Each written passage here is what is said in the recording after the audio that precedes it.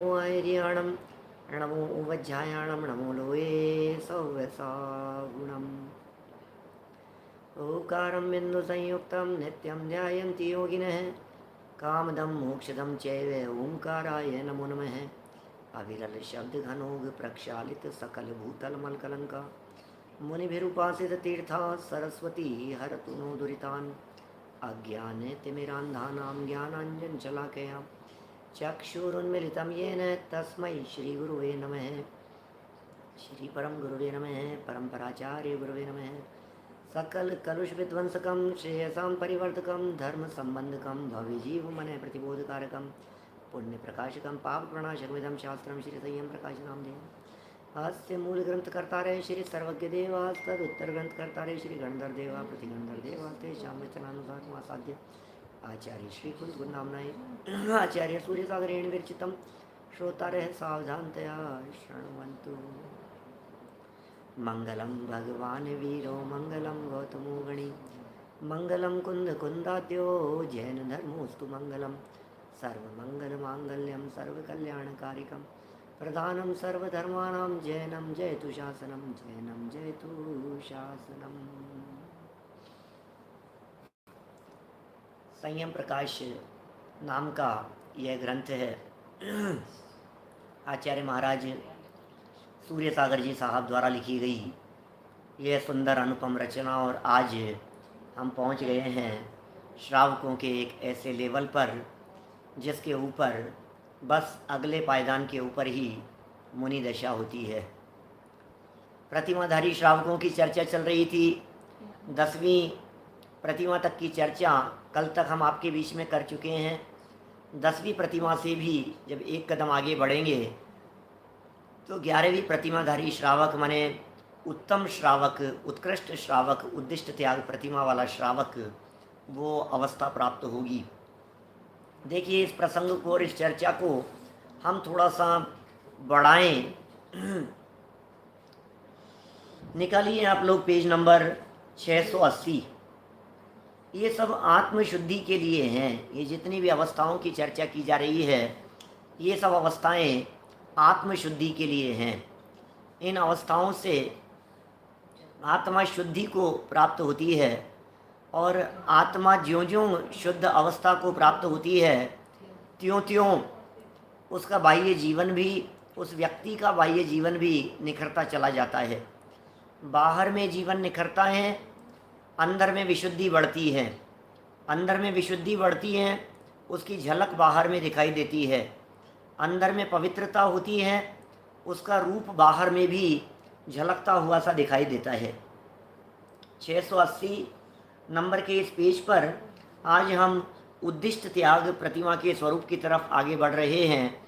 सच में ये भी एक अलग ही हटके प्रकरण है, उद्दिष्ट त्याग। क्योंकि उद्दिष्ट त्याग की चर्चाएं समाज में बहुत चलती है और उद्दिष्ट त्याग एक बहुत अहम मुद्दा है। उद्दिष्ट त्याग का विचार विवेक मुनिराज अवश्य रखते हैं। उद्दिष्ट त्याग मुनिराजों के जीवन में होता है और उद्दिष्ट त्याग प्रतिमाधारी से ही वो उद्दिष्ट त्याग शुरू हो जाता है। ये उद्दिष्ट त्याग क्या होता होगा, उद्दिष्ट त्याग प्रतिमाधारी जीवों का जीवन किस प्रकार का होता होगा, इनके जीवन में किस प्रकार के नियमों का पालन किया जाता है, आज हम उसकी थोड़ी बहुत चर्चा करेंगे। उद्दिष्ट शब्द है, उद्दिष्ट माने उद्देश्य से, वो कहलाता है उद्दिष्ट। उद्दिष्ट माने उद्देश्य से, किसके उद्देश्य से, उसकी चर्चा है यहाँ। 11 नंबर का पॉइंट दिया है, उद्दिष्ट त्याग प्रतिमा का स्वरूप। कार्तिकेय अनुप्रेक्षा की 390 नंबर की गाथा को यहाँ प्रस्तुत किया है। देखिए, सामने एक प्रश्न दिख रहा है कि ये प्रतिमाएं सहज होती है या इन प्रतिमाओं को धारण करना पड़ता है। अपनी शक्ति के अनुसार इन प्रतिमाओं को धारण भी किया जाता है।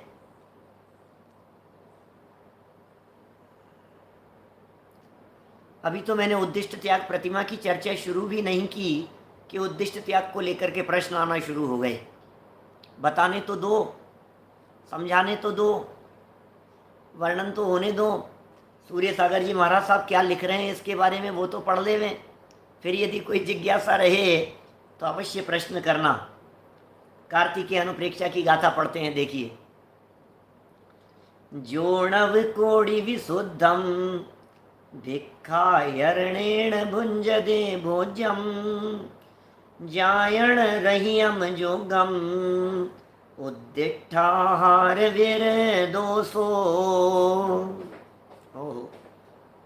जो श्रावक भोज्य, जो आहार, उसको नव कोटि विशुद्धि कहिए, मन वचन काय और कृतकारित अनुमोदना का आपको दोष नहीं लगावे। क्या कह रहे हैं मुनिराज? भोजन करते समय, भोजन ग्रहण करते समय, आहार ग्रहण करते समय नौ कोटि से विशुद्धि की बात करे मुनिराज। और 9 कोटि से विशुद्धि जो मुनिराज की होती है, उसमें क्या बात होगी? 9 कोटि किसका नाम? कि मन वचन काय और कृतकारित अनुमोदना, इन्हें 9 कोटि कहते हैं। मन से करे, मन से करावे, मन से अनुमोदना करे। वचन से करे, वचन से करावे, वचन से अनुमोदना करे। काय से स्वयं करे, काय से करावे और काय से अनुमोदना करे। क्या 3 को 3 से मल्टीप्लाई करें तो 9 स्थितियां बन गई। और इन 9 प्रकार से जब त्याग किया जाता है, भोजन के संबंध में जब नियम लिया जाता है, आहार के समय में जब नियम लिया जाता है, तो कह रहे हैं ऐसा दोष नहीं लगाना, ऐसा भिक्षा शरण कर लेवे। ये 11वीं प्रतिमा वाले की स्थिति है। वहाँ पर भी याचना रहित लेवे। अरे याचना तो है ही नहीं मुनिराजों के जीवन में, मांगे ही नहीं, चाहिए का रोग ही नहीं है, बीमारी नहीं है चाहिए वाली, चाहिए चाहिए कोई कुछ नहीं चाहिए, मांग कर नहीं लेवे। तथा वे भी योग्य हो वे लेवे, मांग कर भी नहीं ले रहे हैं, जो योग्य होगा वे ही ले रहे हैं। सचित्त आदि अयोग्य होवे सो भी नहीं लेवे। 11वीं प्रतिमाधारी मुनिराज सचित्त तो लेंगे ही नहीं, अयोग्य होगा वो भी नहीं लेंगे। घर छोड़कर मंडप में ही रहे, निमित्त किए हुए आहार को नहीं लेवे, सो उद्दिष्ट विरति श्रावक होता है। कितना गजब की बात है भाई साहब। उद्दिष्ट विरति श्रावक कौन है? उद्दिष्ट त्याग प्रतिमाधारी श्रावक कौन है? बहुत सुंदर कह दिया, आगम प्रमाण से बात करते हैं। बहुत सारे लोग ये पूछते हैं कि ये जो महाराज थे, क्या नाम इनका, सूर्य सागर जी, उद्दिष्ट आहार तो लेते ही होंगे, उद्दिष्ट आहार तो लेते ही होंगे, मुनिपना कैसे संभव है? अरे ये उद्दिष्ट आहार क्या लेते थे? ये तो उद्दिष्ट आहार के विरोधी थे, ये कैसे उद्दिष्ट आहार लेंगे? और फिर दूसरी बात ये भी तो है कि ये उद्दिष्टपना जो है ये मुनिराज की तरफ से नहीं लागू होता, ये श्रावक की तरफ से लागू होता है। और मुनिराज को इस बात का पता भी नहीं होता कि ये मेरे उद्देश्य से बनाया है कि नहीं बनाया है, ये कैसे पता लगेगा? एक मुनिराज वनखंड से विहार करते हुए नगर की तरफ आए और मुझे एक बात बतलाइए, कोई श्रावक पड़गाहन करने के लिए उनके वहाँ खड़ा हुआ था, बाहर दरवाजे पर खड़ा हुआ था कोई भी श्रावक। अब प्रश्न यह है कि जब श्रावक दरवाजे पर खड़ा हुआ था और नवदा भक्ति पूर्वक उसने मुनिराज का पड़गाहन किया, तो प्रश्न ये है कि मुनिराज को कैसे पता लगेगा कि ये उद्दिष्ट बनाया है कि अनुद्दिष्ट है? तो चूंकि वो जो श्रावक हैं, श्रावक की चर्या इस प्रकार की होती है, इसीलिए तो मुनि धर्म के बारे में और श्रावक धर्मों के बारे में चरणानुयोग के ग्रंथों से जानना जरूरी है। क्योंकि जब तक आप जानेंगे नहीं, तब तक मुनिराज को अनुद्दिष्ट आहार कैसे देंगे?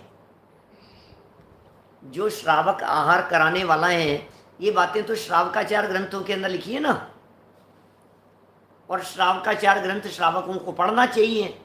तो श्रावकों को ये बातें सिखाई जाती है, बताई जाती है कि आप मुनिराज को आहार कैसे देवें और मुनिराज के लिए किस प्रकार का आहार बनाएं। आप मुनिराज के लिए उद्दिष्ट आहार नहीं बनाएं। उद्दिष्ट आहार नहीं बनाए का मतलब, आहार तो आहार बनता है, वही आहार जब किसी मुनि विशेष के निमित्त से बनाया जाता है तो फिर वो उद्दिष्ट आहार कहलाता है। जब किसी विशिष्ट मुनि के योग से आहार बनाया गया तो फिर वो उद्दिष्ट हो जाएगा। किसी मुनिराज के आजीवन नमक का त्याग कर दिया तो श्रावक को कैसे पता लगेगा? बात बिल्कुल सही कह रहे हो आप। लेकिन पता है पद्धति क्या होती है आहार देने की? आहार देने की पद्धति ऐसी होती है कि जिस समय मुनिराज पड़गाहन करने के बाद आपके चौके में आकर के खड़े हुए, उस समय मुनिराज को एक एक चीज़ दिखाई जाती है, बताई जाती है। मुनिराज से पूछा जाता है कि मुनिराज इसमें नमक है, मुनिराज इसमें मीठा है, मुनिराज इसके अंदर ये है। एक एक चीज़ उन्हें बताई जाती है और फिर वे उसके बारे में मना कर देते हैं। तो आपको पता लग जाएगा क्या लेना है ये नहीं कहेंगे वो, लेकिन नहीं लिए लेते हैं या किस चीज़ की छूट है उनके, उसका उन्हें बराबर बतलाया जाता है उनके माध्यम से। श्रावक भी इसी तरह से पूछता है, क्योंकि मुनिराज के त्याग हो और हमने तो डाल रखा हो, इसलिए कई चीज़ें ऐसी होती है जो तत्काल ही मिलाई जाती है, पहले से नहीं डाल करके रखी जाती है। मुनिराज के नमक का त्याग होगा तो फिर बिना नमक का ही देंगे, और यदि नमक का त्याग नहीं है तो फिर वो देंगे। उद्दिष्ट का जो नियम है ये वास्तव में तो भोजनचर्या से रिलेटेड ही है।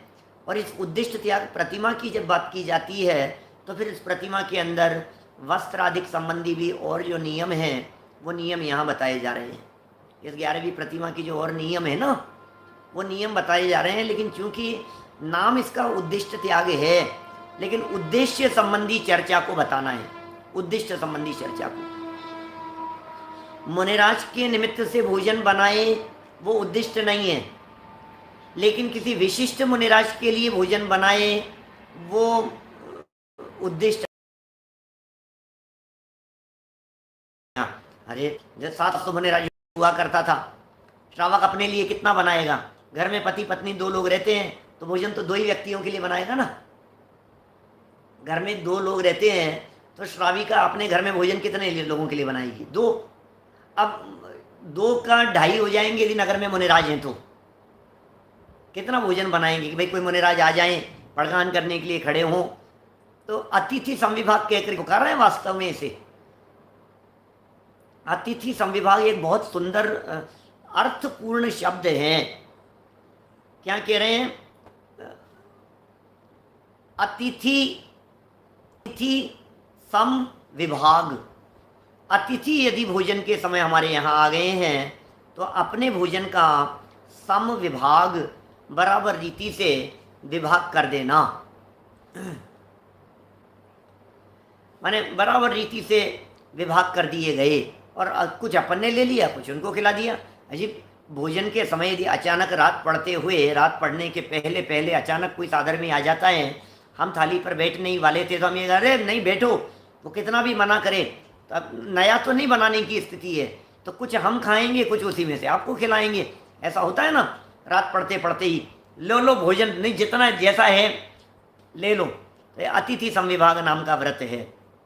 अब उद्दिष्ट कब हो जाता है? नहीं मैं तो फलाना महाराज को आहार दूंगा, उन्हीं को दूंगा, उन्हीं के लिए बनाया है, इन्हीं के निमित्त से बनाया था, आज तो बड़े महाराज के लिए बनाया था, आज तो उनके लिए बनाया था, वो नहीं आए तो फिर ये उद्दिष्ट हो गया। संयमियों के निमित्त से बने वो तो बनेगा ही। 700 मुनिराजों के संग हैं और 4 मुनिराज एक साथ आपके चौके में आ गए पड़गाहन करते समय। अब 4 मुनिराज एक साथ आ गए तो इतना तो भोजन ही नहीं है, और मुनिराज के सामने तो भोजन बनाया नहीं जा सकता है। वहाँ तो आँच नहीं जलेगी, गैस नहीं जलेगी, चूल्हा नहीं जलेगा, अग्नि धुआं नहीं होगी। मुनिराज आहार छोड़ करके चले जाएंगे, वो तो उनके अंतराय हो जाएगा। अग्नि यदि मुनिराज को देखने में आ जावे तो मुनिराज भोजन छोड़ करके चले जाते हैं, तो फिर कैसे चलेगी बात? तो बोले नगर में मुनिराज आए हुए हैं तो मान करके ही चलते हैं कि मुनिराज आने की संभावना है, पड़गान के लिए बाहर खड़े हुए हैं, तो अपने आप ही भोजन मुनिराज के निमित्त से ज़्यादा बनता है। लेकिन पर्टिकुलर मुनिराज के लिए बनाना ये उद्दिष्ट आहार कहलाता है। तो निमित्त किए हुए आहार को नहीं लेवें। जैसे आप ही के निमित्त बनाए थे लड्डू, क्या मेरा तो बनाना सफल हो गया, लड्डू आपके लिए बनाए थे और आप आ गए चौके में, तो सार्थक हो गया काम। देखिए इसी प्रकार सागार धर्मामृत में व रत्नकरण श्रावकाचार में कहा है, इस प्रकार अनेक श्रावकाचारों में बताया है, सो ही बताते हैं। रत्नकरण श्रावकाचार 147 नंबर श्लोक यहाँ कहा जाता है, सो बताते हैं। देखिए,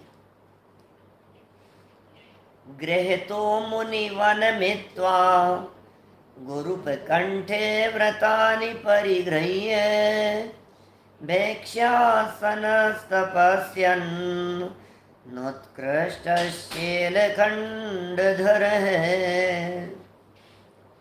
दशम प्रतिमाधारी श्रावक अपने कुटुंबियों को संपूर्ण प्रकार से संतोष करा के ग्रह रूपी जंजाल फांसी को तोड़कर ग्रह से निकलकर वन में जहाँ पर यति मुनि वर्ग रहते हैं, ऐसे वन में गुरुओं के समीप व्रत ग्रहण कर, माने 11वीं प्रतिमा ग्रहण कर तप करता हुआ भिक्षावृत्ति से भोजन करता है। अब ये बिल्कुल भिक्षावृत्ति से भोजन करने लग गए हैं 11वीं प्रतिमा वाले। क्या विधि बतला दी है। रत्नकरण श्रावकाचार्य का कथन है, 10वीं प्रतिमाधारी है, कुटुंबियों को संतोष से उन्होंने ज्ञान करा दिया, मैं दीक्षा लेने जा रहा हूँ, मैं गृह त्याग कर रहा हूँ, मैं उद्दिष्ट त्याग प्रतिमा 11वीं प्रतिमा ले रहा हूँ, मैं एलक शुल्लक पद अंगीकार कर रहा हूँ। ऐसा दशम प्रतिमाधारी श्रावक अपने कुटुंबियों को संतोष करा दिया और ग्रह रूपी जंजाल फांस को तोड़ दिया और घर से निकलकर वन में चले गए, जहाँ यति हैं, मुनिराज हैं, त्यागी हैं, उनके पास चले गए। ऐसे वन में गुरुओं के समीप व्रत ग्रहण कर तप करता हुआ भिक्षावृत्ति से भोजन करता है। तप ग्रहण करता है और भिक्षावृत्ति से भोजन ग्रहण करता है। देखिए और आगे कहते हैं इसी बात को, इसी ही प्रकार सागार धर्मामृत में व रत्नकरण श्रावकाचार में कहा है, इसी प्रकार अनेक श्रावकाचारों में बताया है, सो ही बताते हैं। नहीं, ये तो पढ़ लिया ना अपन ने। चलो नीचे वाले पैराग्राफ पे आ जाओ।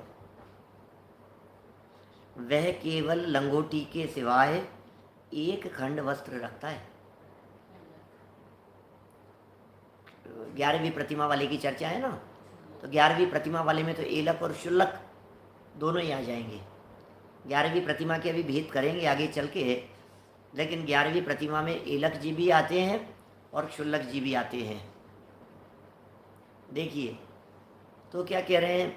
अब देखिए, अभी ये प्रश्न ऐसा दिख रहा है, कोई मुनिराज को अगर रोग वगैरह हो और श्रावक को पता लग जाए तो वो प्रासुक औषधि वगैरह डाल देवे, तो उद्दिष्ट आहार होगा क्या कि नहीं होगा, क्योंकि वो औषधि है, वो आहार नहीं है। औषधि और आहार में फ़र्क है ना। भोजन में और दवाई में क्या फ़र्क है, बोलो।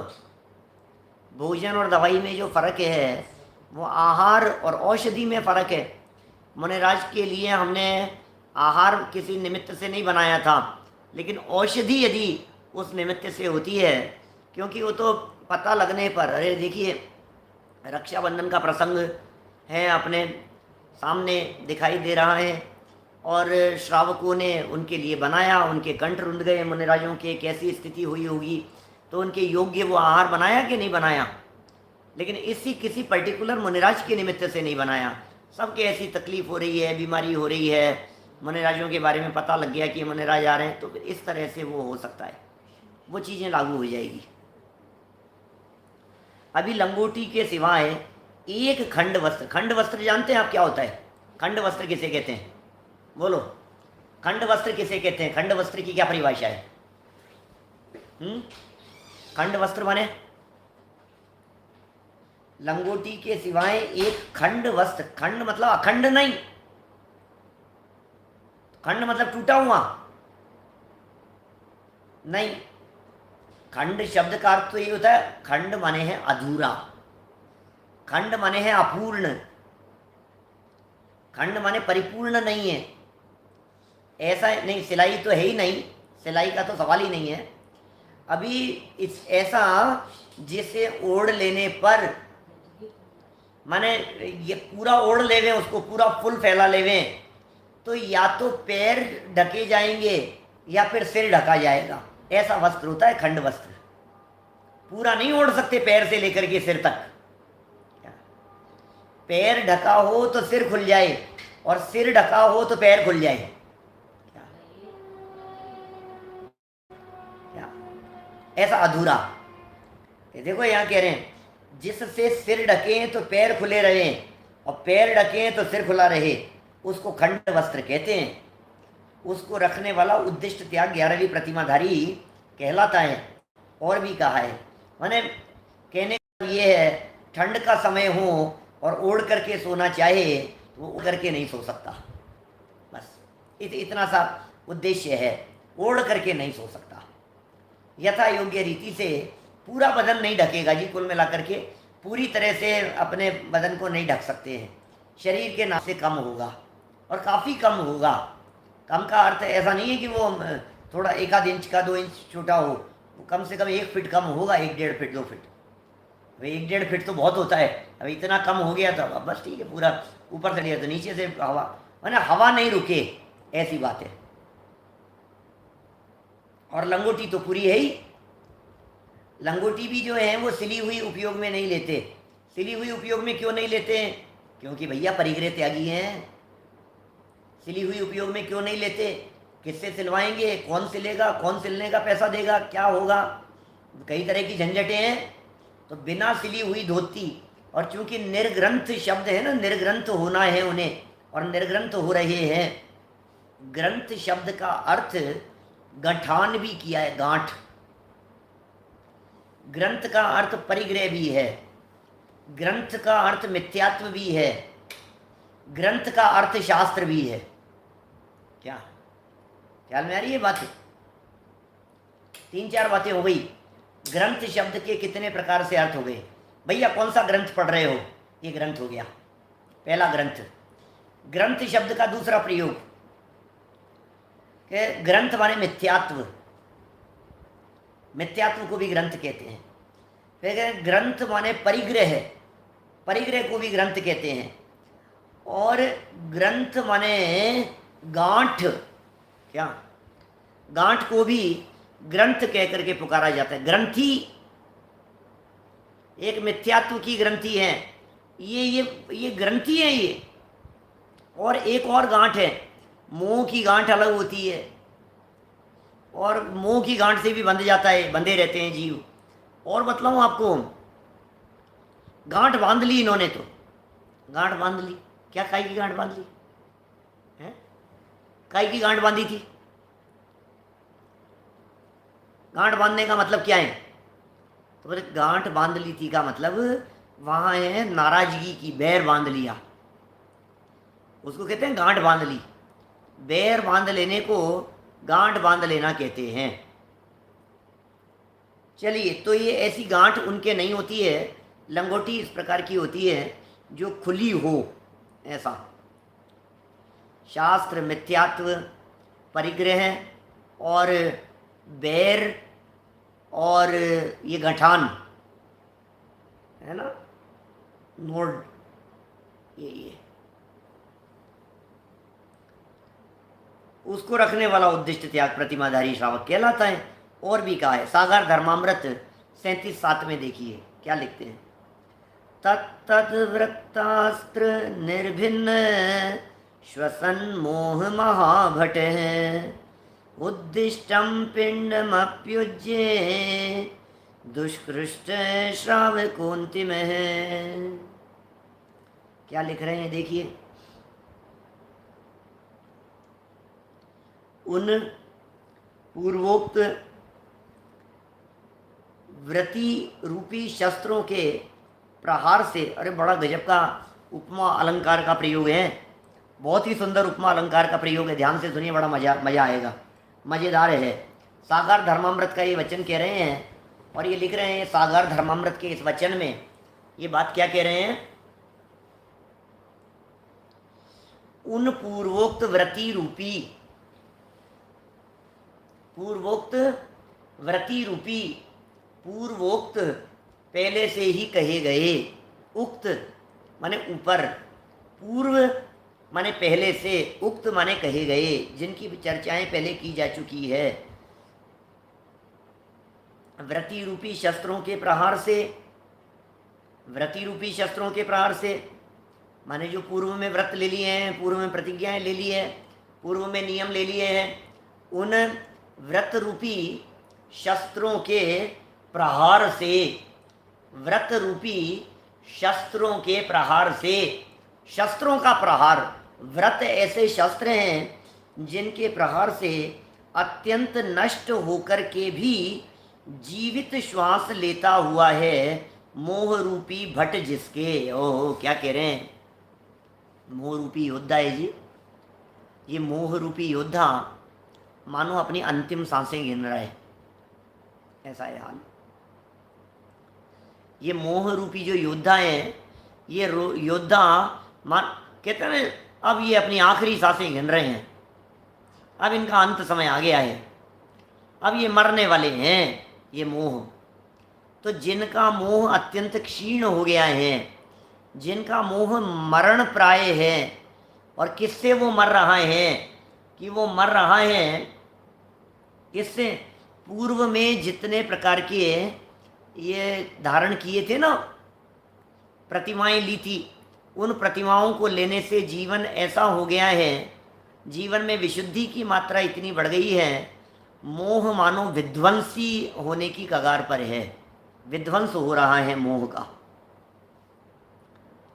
तो मोह रूपी भट माने योद्धा जिसके जीवित श्वास लेता हुआ अत्यंत नष्ट होकर के मारा जा रहा है, मारे जा रहे हैं, मारे जा रहे हैं इस मोह को, और जीवित श्वास लेता हुआ है मोह रूपी भट जिसके, ऐसा अंतिम उत्कृष्ट 11वीं प्रतिमा को धारण करने वाला श्रावक अपने उद्देश्य से बनाए हुए भोजन को तथा उपार्ध शयन और आसन आदि को भी जो त्याग देता है वह उद्दिष्ट विरति श्रावक कहलाता है। वो उद्दिष्ट विरति श्रावक है जो बराबर उपार्ध शयन, ये भी बड़ा एक अच्छा शब्द है। उपार्ध शयन का अर्थ वही कम खंड वस्त्र लेने वाला, अधूरा वस्त्र लेने वाला, और आसन भी इसी तरह का, और उद्देश्य से बनाए हुए भोजन को नहीं ले रहा है। इन सब को जिसने त्याग दिया है वो उद्दिष्ट विरत प्रतिमाधारी कहलाता है। हाँ, अभी आ रही है सब चर्चाएं, कहाँ सोता है, कैसे सोता है, ये सब बातें अभी बता रहे हैं। पहले 10वीं और 11वीं प्रतिमा को उत्कृष्ट श्रावक और भिक्षुक विशेषण सागार धर्मामृत में दिए हैं। मैंने पहले भी चर्चा चली है, और पीछे जो अपन ने चर्चाएं पढ़ी थी उनमें भी आया है, सागार धर्मामृत में भी आया है। और इन प्रतिमाओं के चूँकि 3 तरह के भेद किए थे, जगन्य प्रतिमाएं, मध्यम प्रतिमा, ध्यान है आप लोगों को, जगन्य प्रतिमाओं में शामिल किया गया था पहली से लेकर के 6ठी प्रतिमा तक, ये जगन्य प्रतिमाएं हैं। इन 6 प्रतिमाओं को जगन्य प्रतिमा कहा। मध्यम प्रतिमा में शामिल किया गया 7वीं, 8वीं और 9वीं, इन्हें मध्यम प्रतिमा कह करके पुकारा। 10वीं और 11वीं इन दोनों प्रतिमाओं को उत्तम प्रतिमा या उत्कृष्ट प्रतिमा कह करके पुकारा गया। लेकिन ये बातें पहले सागार धर्मामृत के अंदर कह दी है, फिर भी यहाँ जो चर्चा चल रही है और जो प्रकरण चल रहा है, इसमें सिर्फ इस श्लोक में केवल 11वीं प्रतिमा को ही उत्कृष्ट श्रावक कह करके पुकारा है। उत्कृष्ट श्रावक कौन? 10वीं 11वीं प्रतिमा वाले उत्कृष्ट श्रावक हैं या अकेले 11वीं प्रतिमा वाले उत्कृष्ट श्रावक हैं? तो का विवक्षा भेद से आगम का श्रद्धान करते हुए दोनों को ही उत्कृष्ट भी कहा है, और कहीं उत्कृष्ट तो उसे कहते हैं जिससे ऊपर कोई नहीं हो, उसे कहते हैं उत्कृष्ट। उत्कृष्ट वही ना मैक्सिमम लेवल, तो मैक्सिमम लेवल पर जो पहुंच गए, इसका मतलब 11वीं प्रतिमाधारी उत्कृष्ट होने चाहिए। एक ये भी विवक्षा है। फिर कहा 10वीं हो या 11वीं हो, दोनों ही गृह त्यागी हो गए क्या? अनुमति त्याग और उद्दिष्ट त्याग, ये दोनों ही जीव घर में नहीं रहते हैं, इसलिए दोनों ही एक जैसे हैं, संग में रहते हैं, बाहर रहते हैं, इसलिए भी इन दोनों को उत्कृष्ट प्रतिमा के अंतर्गत शामिल कर सकते हैं। तो बस जितेंद्र जी साहब ऐसा समझ सकते हैं, अपन दोनों ले भी सकते हैं और दोनों में से एक भी ले सकते हैं, ऐसा दोनों भी ले लेवे और एक भी ले लेवे, तो ऐसा ही है। विवक्षा भेद है, इसमें क्या है, जनागम में दोनों तरह की बातें मिलती है। महाराज साहब ने इनको दोनों ही बातें कह करके पुकार दिया है, यहाँ कह दिया है। पहले 10वीं और 11वीं प्रतिमा को उत्कृष्ट श्रावक कहा था, भिक्षुक भी विशेषण दिया था कि ये भिक्षुक हो गया है। सागर धर्मामृत के अंदर ये सब दिए थे, और इस श्लोक में केवल 11वीं प्रतिमा को ही उत्कृष्ट श्रावक कहा जा रहा है।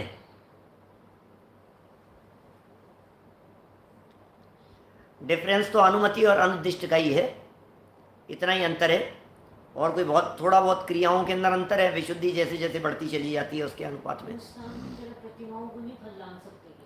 गुणस्थानों की तरह प्रतिमाओं को नहीं फैला सकते। क्यों नहीं फैला सकते, उसके पीछे भी रीजन है। माने उसके पीछे रीजन ये है कि वो एक ही लेवल है, उनका लेवल अलग अलग नहीं है।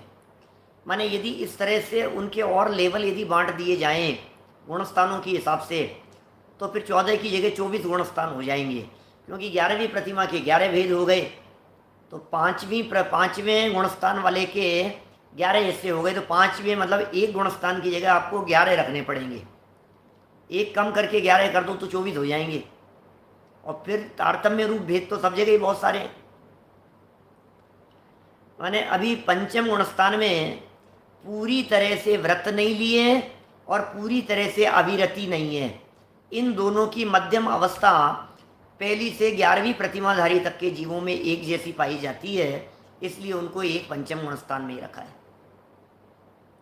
क्या क्या हेतु है, ख्याल में आया क्या? वापस बोलता हूं, पंचम गुणस्थान की 11 प्रतिमाएं, 11 लेवल हैं। गुणस्थान भी लेवल है। चौथे गुणस्थान वाला है भाई साहब, एक लेवल है, उनका एक कैटेगरी है। पंचम गुणस्थान वाला बोले एक लेवल है, छठे गुणस्थान वाला अलग स्तर है, सातवें का अलग स्तर है, इस तरह से सबके स्तर है ना 14वें गुणस्थान तक। तो अब प्रश्न ये है कि जब पंचम गुणस्थान के 11 स्तर हैं, तो पहला, दूसरा, तीसरा, चौथा, 4 तो ये हो गए। फिर चौथे के बाद में 5वां नंबर होना चाहिए दर्शन प्रतिमा, 6ठा नंबर होना चाहिए व्रत प्रतिमा, 6ठा गुणस्थान, 7वां गुणस्थान होना चाहिए सामायिक प्रतिमा, 8वां गुणस्थान होना चाहिए प्रोषद प्रतिमा, 9वां गुणस्थान होना चाहिए सचित्त त्याग प्रतिमा, 10वां गुणस्थान होना चाहिए, फिर ऐसे ऐसे बढ़ाते चले जाओ। तो क्यों नहीं बढ़ाए? इन 11 लेवल को अकेला 5वां गुणस्थान नाम क्यों दिया? पहला जवाब, श्री जिनेन्द्र देव की वाणी में यही बात आई है, इसलिए हम कोई जवाब नहीं दे सकते। ऐसे जवाब दिए आचार्यों ने, माने श्री जिनेन्द्र भगवान की वाणी में यही बात आई है, इसलिए कोई विवाद नहीं, कोई चक्कर नहीं। एक ही महत्वपूर्ण बात है कि 5वें गुणस्थान के ही 11 स्तर बतलाए हैं, इसलिए उनको अलग अलग गुणस्थानों में नहीं बांटा जा सकता। दूसरा पॉइंट, हेतु क्या है? नहीं है प्रतिमाएं लेना जरूरी। माने जब पहले से 14वें गुणस्थान या मोक्ष प्राप्ति तक की चर्चा करते हैं, मान लीजिए इस प्रकार की चर्चा जब की जाती है पहले से 14वें गुणस्थान तक, तो ये पूछा जाता है मोक्ष जाने के पहले इस जीव को कौन कौन से गुणस्थान कंपलसरी है, ये बताओ। तो फिर उसमें बताया जाएगा पहला गुणस्थान, 6ठा, 7वां गुणस्थान, 8वां, 9वां, 10वां, 12वां, 13वां और 14वां गुणस्थान मोक्ष जाने के पहले। ऐसा भी हो सकता है कि कोई जीव दूसरे गुण, अभी सिद्धालय में चल कर के अपन तलाशें लोगों को यदि हम तलाशें सिद्धालय में जाकर के, कितने ही जीव ऐसे मिलेंगे सिद्ध दशा में जिनके जीवन में कभी दूसरा गुणस्थान आया ही नहीं था, जिनके गुणस्थान में कभी तीसरा भी नहीं आया, बिना तीसरे के ही वे मोक्ष चले गए, बिना चौथे 5वें के ही मोक्ष चले गए, बिना 11वें के ही मोक्ष चले गए। बोलो, कैसा लगता है? सोचना जरा, ऐसा भी हो सकता है। इसका मतलब चौथा पांचवा जरूरी नहीं है, तो पंचम गुण स्थान में प्रतिमाधारी होना बोले जरूरी नहीं है, बिना प्रतिमाएं लिए भी हो सकता है, ऐसा भी संभव है। अब प्रश्न हमारा यहाँ आ रहा है बीच में, एक जो विशेष जिज्ञासा है, जानने योग्य बात है कि पंचम गुणस्थान के 11 स्तर किए जाने पर भी उन्होंने गुणस्थान क्यों नहीं बांटे उसके? क्योंकि उन्होंने जो बंटवारा किया, मुख्य रीति से जो उनको बंटवारा करना था, वो बंटवारा ये करना था, जैसे मिथ्या दृष्टि अलग एक कैटेगरी हो गई, फिर मिथ्यात्व नहीं है और अनंतानुबंधी है, अलग कैटेगरी हो गई, दूसरा गुणस्थान। मिथ्यात्व और सम्यक्त्व, इन दोनों की मिश्र दशा की भी एक अलग स्थिति बन रही है, तो तीसरा गुणस्थान। श्रद्धा में सम्यकपना आ गया, चौथा गुणस्थान। जितने धरती पर जीव हैं, श्रद्धान तो चौथा हो जाए, और व्रत जिसने नहीं लिए हुए हों, श्रद्धान तो निर्मल हो जावे, श्रद्धान तो सम्यक हो जावे, और व्रत लेने के परिणाम अभी आए नहीं हों, ऐसे जीवों को के लिए चौथा गुणस्थान संज्ञा दी है। अब चाहे वो तिर्यंच गति का हो, चाहे देव गति का हो, चाहे नरक गति का हो, चाहे हाथी का जीव हो, चाहे शेर का जीव हो, चाहे मनुष्य गति का जीव हो, वो सब चौथे गुणस्थान वाले हैं। अब पांचवा गुणस्थान का एक ऐसा लेवल है जिसमें श्रद्धान से तो ऊपर उठ गया, व्रत तो ले लिए लेकिन पूरे व्रत नहीं लिए, आंशिक लिए हैं। तो आंशिक व्रत वाली जो पोजीशन बनती है वो पंचम गुणस्थान की स्थिति है। श्रद्धान की निर्मलता, पूरी तरह से त्याग नहीं, और आंशिक व्रत हैं और आंशिक नहीं है, तो इस पोजीशन का नाम पंचम गुणस्थान की दशा है। अब चाहे वो पहली प्रतिमा वाला हो, चाहे दूसरी प्रतिमा वाला हो, चाहे 11वीं प्रतिमा वाले हों, सारे लोग इस दायरे में आ जाएंगे। पहली से 11वीं प्रतिमा तक सभी लोग इस दायरे में आएंगे कि आंशिक संयम है और आंशिक असंयम है। तो आंशिक संयम और असंयम की दृष्टि से देखने पर सब एक ही खाते में गर्भित हो गए, संयम असंयम नाम से। अभी देखिए, मैं इसको कई एंगल से वैसे मैं बता सकता हूँ। जिस समय इलेक्शन हो रहे होते हैं तो इलेक्शन में सबको एक ही वोट मिलता है ना। कोई पैसे वाले हों, बहुत अच्छे इंडस्ट्रियाँ जिनकी चलती हो, उद्योगपति हों, कितना वोट डलेगा? एक। और झोंपड़पट्टी वालों के, उनका भी एक। कि क्यों भैया, ऐसा ऐसा क्या चक्कर है इनमें और इनको? दोनों को एक जगह पर रख रहे हो आप, दोनों को एक समान जगह पर? कि हाँ, जिनके हाथ हैं, जिनके पाँव हैं, जिनके कान हैं, जिनकी उम्र 18 वर्ष से ज़्यादा है, मनुष्य गति के जीव हैं, वो सब एक खाते में रखे गए हैं, एक दायरे में। तो इस तरह से ये पंचम गुणस्थान की ही लेवल है और उत्कृष्टतम लेवल है, और 11वीं प्रतिमा का लेवल है, इसलिए इसे उत्कृष्ट कहते हैं, इसको उत्कृष्ट कह करके पुकारते हैं। चारित्र मोह रूपी महाभट्ट, नेक्स्ट पैराग्राफ, योद्धा महान भट्ट, सुभट, रण में लड़े भट्ट, पर कहीं जग युद्ध राजा ने किया, बस उस तरह द्रव कर्म आत्म ने किए व्यवहार से। समय सार की गाथा है ऐसी। रण में कौन लड़ रहा है? योद्धा लड़ रहा है। लड़ा कौन? कहे कहलाएगा कौन? कि राजा कहलाएगा। बस जीव ने ऐसे व्यवहार से किए हैं काम। भट्ट नहीं, महाभट्ट। ये कौन है? राजा राणा छत्रपति, वो लोग हैं ये। 106 नंबर की गाथा, भाई आशीष शास्त्री जी कोटा वाले। देखो क्या लिख रहे हैं। चारित्र मोह रूपी महाभट्ट के ऊपर पूर्वोक्त 10 प्रतिमाधारी, उस महाभट्ट के ऊपर, चारित्र मोह रूपी योद्धाओं के ऊपर, उन कर्म शत्रुओं के ऊपर 10 प्रतिमाओं के प्रहार पड़े हैं। दर्शन प्रतिमा, व्रत प्रतिमा, सामायिक प्रतिमा, इन सब प्रतिमाओं की चोट पड़ी है उसके ऊपर, तीक्ष्ण अस्त्रों का प्रहार हुआ है उस चारित्र मोह के ऊपर। दर्शन मोह पर प्रहार हो गया था, तब तो पहले से चौथा गुण स्थान हो गया था। क्या दर्शन मोह के ऊपर प्रहार हो गया, तब तो पहले से चौथा गुण स्थान हो गया।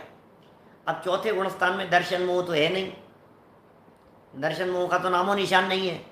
अब तो चारित्र मोहनी कर्म है। अब उस चारित्र मोहनी नामक कर्म के को नष्ट करने के लिए जो धमाधम चोट पड़ रही है, चारित्र मोहनी को नष्ट करने के लिए जो धमाधम चोट पड़ रही है, वो चोट है इन 10 प्रतिमाओं तक। और अब ये 11वीं प्रतिमा, ये ऐसी अंतिम चोट है जिसमें ये अप्रत्याख्यानावरण ये पूरी तरह से विध्वंस हो जाएगी और प्रत्याख्यानावरण भी चली जाएगी। अप्रत्याख्यानावरण तो गई, तब तो मतलब अप्रत्याख्यानावरण के ऊपर भी और प्रत्याख्यानावरण के ऊपर भी, दोनों कषाय चौकड़ी के ऊपर ये चोट पड़ रही है। तीक्ष्ण अस्त्रों से प्रहार कर दिया है जिसने जिसने ऐसा प्रहार किया है। तथापि मुनि होने के लिए उस मोह का प्रतिबंधक होने से वह 10वीं प्रतिमाधारी के श्वास भर रहा है, अभी सांस भर रहा है अभी, हो क्या ऐसा श्वास भर रहा है वो, क्या पता। अच्छा सुनो, ये श्वास भर रहा है, क्या शब्द दिए यहाँ, श्वास भर रहा है। श्वास भर रही होती है ना तो तेज चलती है सांस, सांस भर रही है,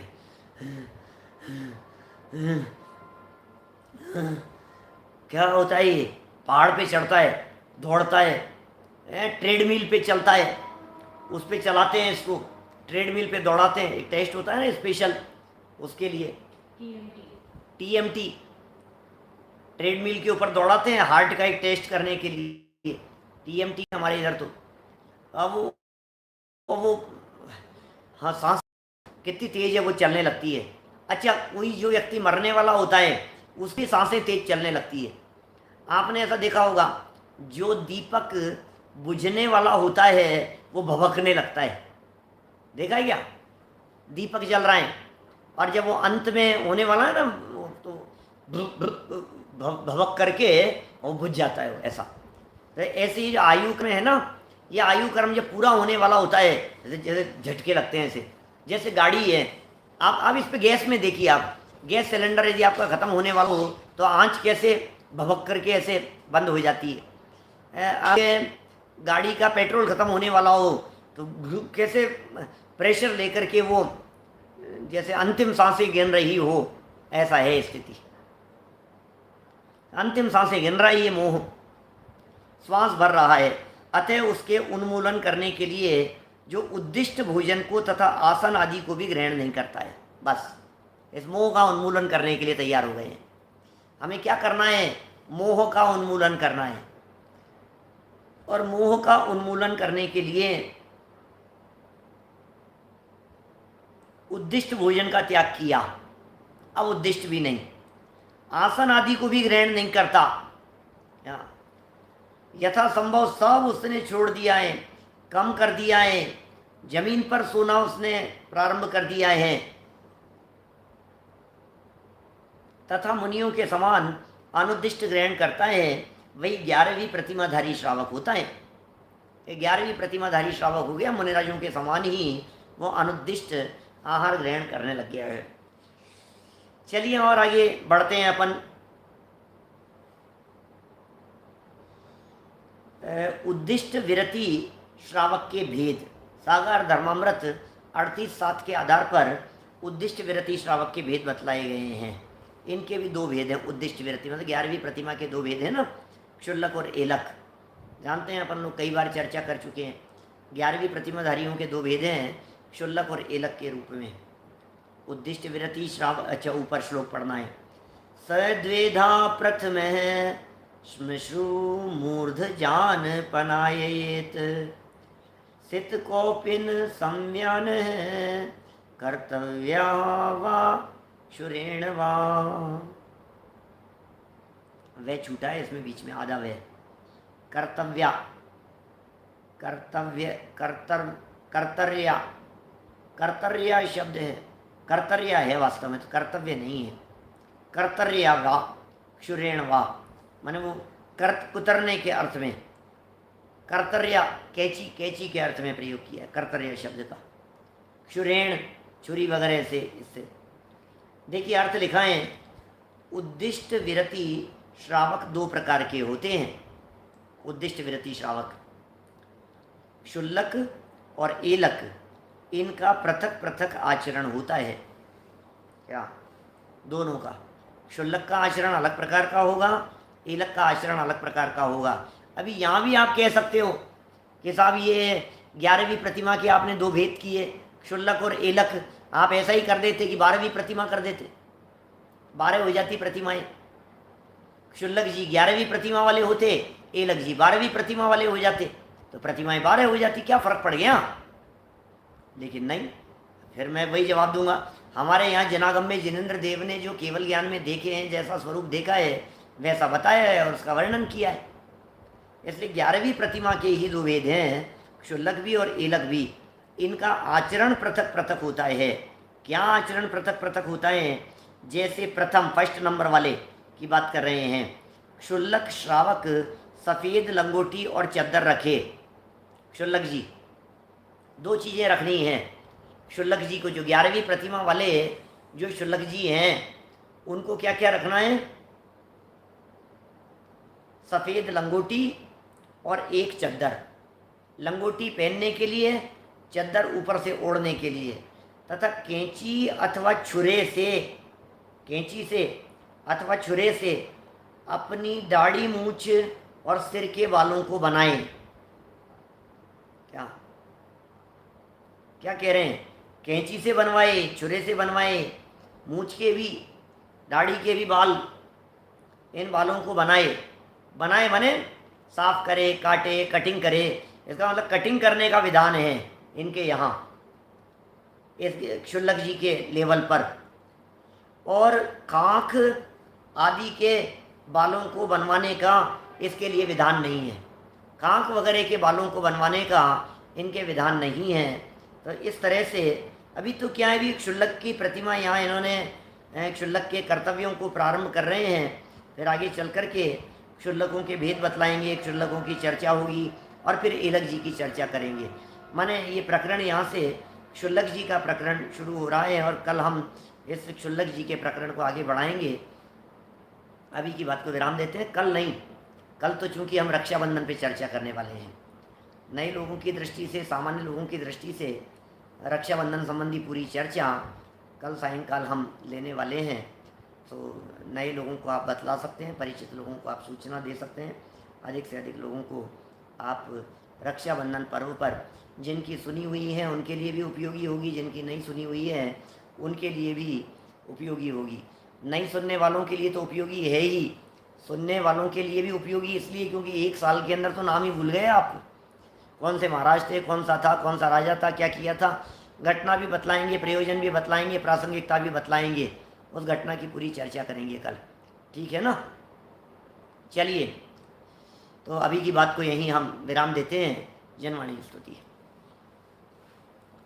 जावाणी के ज्ञान ते सूझे लोकालोक, सोवाणी मस्तक नमू सदा देत हूँ ढोक, सदा देत हूँ ढोक।